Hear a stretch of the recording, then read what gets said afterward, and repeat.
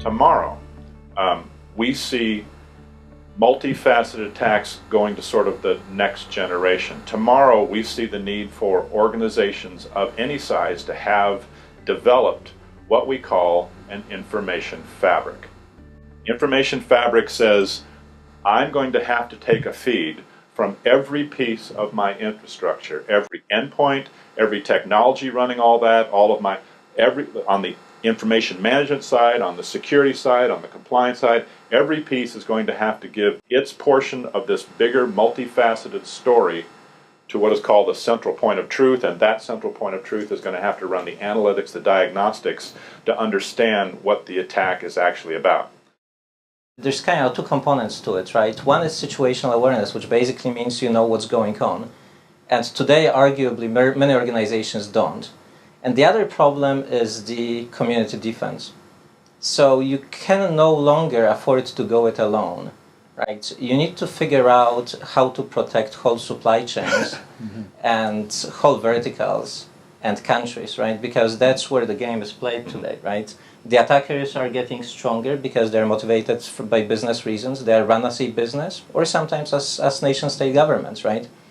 So, the way that we think about it, and that's part of the vision that, like Bell is putting in place to help our customers is, first of all, beef up your situational awareness. Take advantage of all these information sources and understand what is happening in your network. What does it mean?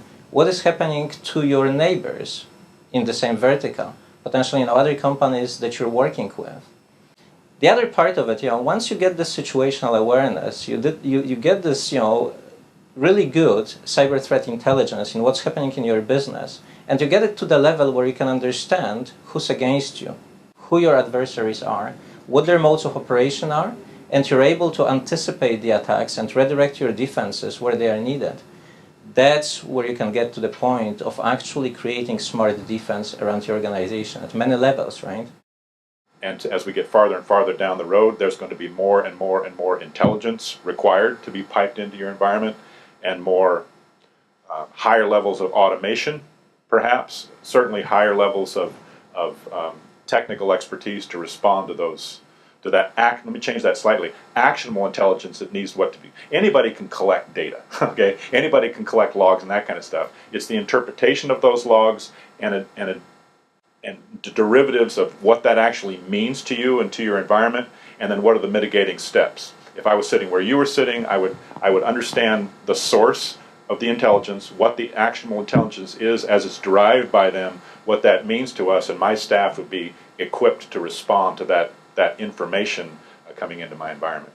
As we get down the road farther and farther and farther, the workloads, the heavy lifting outside your environment is going to become more and more important.